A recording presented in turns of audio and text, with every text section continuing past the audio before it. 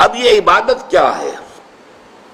عبادت کا جو ایک تو ہمارے ذہنوں میں تصور جو ہے، ہمارا جو زوال کا عرصہ ہے، کئی صدیاں بیت گئیں، وہ غیروں کے غلام رہے، وہ اپنوں کے غلام رہے، شہنشاہیت کا دور رہا، مسلمانوں کی شہنشاہیت، اور پھر یہ کہ غیروں کی کولونیل دور آ گیا۔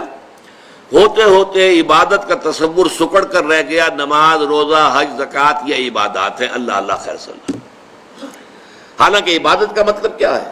عبد سے بنا ہے، غلام، غلام جو ہمہ تن مطیع ہوتا ہے اپنے آقا کا، ہمہ تن، ہمہ وقت، ہر وقت اسے حکم ماننا ہے۔ وہ امپلائی ریلیشن شپ نہیں ہوتا کہ 8 گھنٹے کی ڈیوٹی ہے صاحب، اس کے بعد میں جا رہا ہوں، السلام علیکم، میرا کام ختم ہو گیا، نہیں۔ یا آپ نے کسی کو رکھا تھا، اینٹیں ڈھو رہا ہے یا کچھ اور مزدور ہے، شام کو وہ فارغ ہے، اس کے بعد وہ بھی آزاد ہے اور آپ بھی آزاد ہیں، آپ کا بھی ایک ہی ووٹ ہے، اس کا بھی ایک ہی ووٹ ہے، آپ اس ملک کے جو ہے شہری ہونے کے ناطے سے ایک دوسرے کے ساتھ برابر ہیں، آپ کو کوئی اونچا رتبہ حاصل نہیں ہے۔ لیکن غلام اور آقا کا تو زمین و آسمان کا فرق، وہ مملوک ہے اور وہ مالک ہے۔ وہ مالک جو ہے جب چاہے اور جو چاہے حکم دے، اس غلام کا کام یہ ہے کہ مانے، رات کو حکم دیے، دن میں حکم دے۔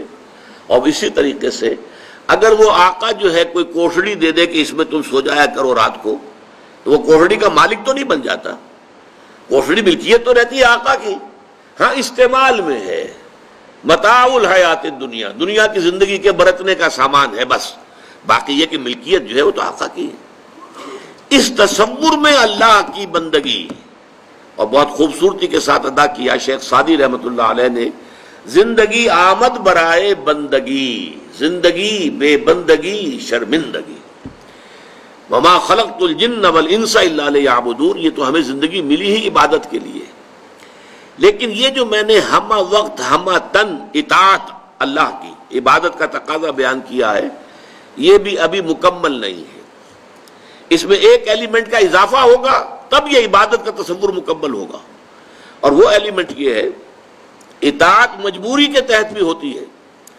ہم انگریزوں کی اطاعت کرتے تھے، مجبور تھے، کیا کریں، انہوں نے ہمیں فتح کر لیا، بزور شمشیر فتح کیا ہندوستان کو، اب ہم مجبور ہیں اس کا حکم ماننے کے اوپر، تو جبری جو اطاعت ہے وہ عبادت نہیں کہلائے گی۔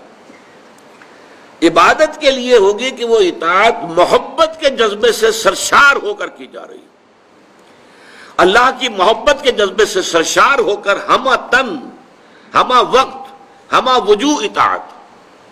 اب یہ دونوں چیزیں جو ہیں عبادت کے دو جز ہو گئے، ایک جز اطاعت کلی، ہمہ وقت، ہمہ تن، ہمہ وجوہ، اور ایک محبت، اور محبت بھی شدید ترین، والذین آمنوا اشد حبا للہ، جو لوگ کے ایمان والے ہیں حقیقت میں ان کی تو شدید ترین محبت اللہ سے ہوتی ہے۔ ان دونوں میں کیا رشتہ ہے، کیا تعلق ہے، کیا ریشیو پروپورشن ہے، اس کی خوبصورت ترین مثال یہ ہے کہ ایک ہمارا جسم ہے، یہ نظر آ رہا ہے، 2.5 من کا یہ جثہ ہے، یہ سب کچھ جو ہے سامنے ہے، ظاہر ہے، لیکن ایک اس کی جان ہے، وہ نظر نہیں آتی۔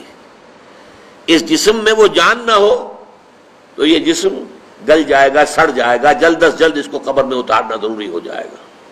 وہ جان نظر آنے والی شے نہیں ہے، لیکن اس جسم کا سارا وجود اس جان کے اوپر منحصر ہے۔ وہ جان ہے تو یہ سب کچھ ہے، اور جان نکل گئی تو یہ کیا ہے؟ وہ تو پھر ایک عناصر ہے جو منتشر ہو جائیں گے، تھوڑا وقت لگے گا، اس کے بعد سب کے سب تحلیل ہو کر ختم ہو جائیں گے، یا جو حشرات الارض آ کر کھا پی جائیں گے اس کو۔ اسی طریقے سے سمجھ لیجئے کہ عبادت کا جو جسد ظاہری ہے وہ ہے اطاعت۔ اطاعت جب انسان کرتا ہے تو نظر آ جاتا ہے۔ آپ نے اللہ تعالیٰ کے حکم کے مطابق نماز پڑھی، نظر آ گیا آپ نے نماز پڑھی ہے۔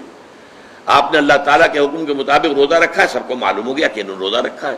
اطاعت نظر آتی ہے، لیکن اس محبت کا معاملہ کیا ہے وہ نظر نہیں آتی، وہ اندر کی شے ہے۔ لیکن اگر وہ محبت نہیں ہے تو یہ جسد ہے ایسے جسد کے مانند جس میں جان نہیں ہے۔ اطاعت جو ہے عبادت تب بنے گی جبکہ اس کے اندر محبت کی شیرینی، محبت کی حلاوت شامل ہو جائے، اللہ تعالیٰ کی محبت جو ہے وہ اس کے اندر رواں ہو، جاری و ساری ہو، سرایت کر جائے پورے وجود کے اندر، تب وہ عبادت بنے گی۔